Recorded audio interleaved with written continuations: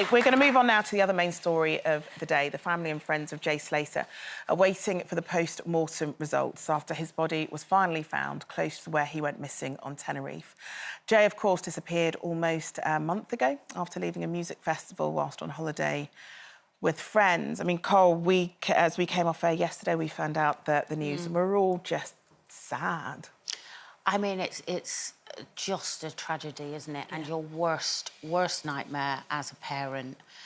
However, if that was going to be the outcome, and that is the outcome, then I'm glad they found him, because I think there could be nothing worse for a parent of never knowing.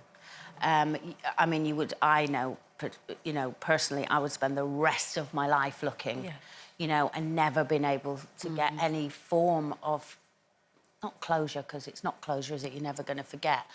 But for their sake, I'm glad. Yeah, hope, I guess. But for them, they have him back, really, and they're not worrying about what if he's lost somewhere, what if he's, you know, stuck somewhere.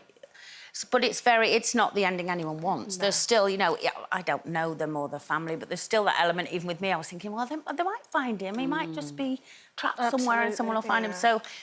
It's not the outcome anyone wanted, and it's not. Really, really sad. And I think what the surprising thing was to many of us is that the authorities had said that they had stopped the search, and they had said that for a very specific reason, and that's because of all the nonsense that people were talking about on Facebook, all of the speculation, all of the fake news, all of that stuff, and people rocking up to the site to thinking they can do better than official search teams. They had to lie in order to be able to do their job. But it's awful that we're in that situation, Cal, isn't it?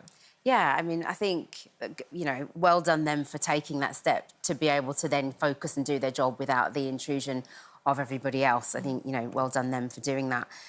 For me, it was a compassionate heart for the family because they have been through God knows what over the last month.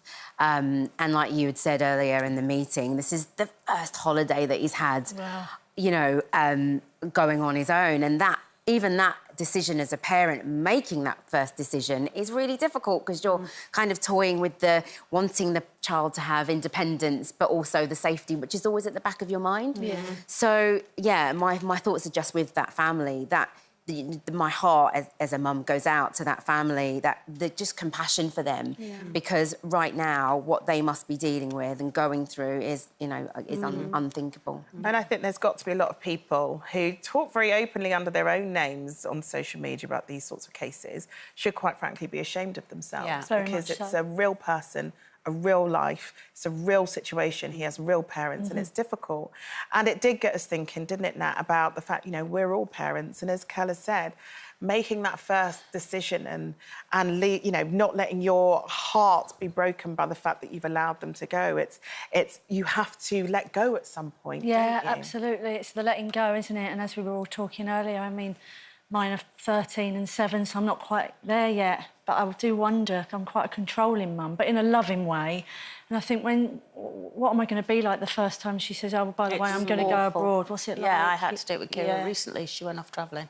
And it is awful as a mum, because you want to go, no, you're not going, you're grounded. Not going. I don't care that you're 23, you're not going.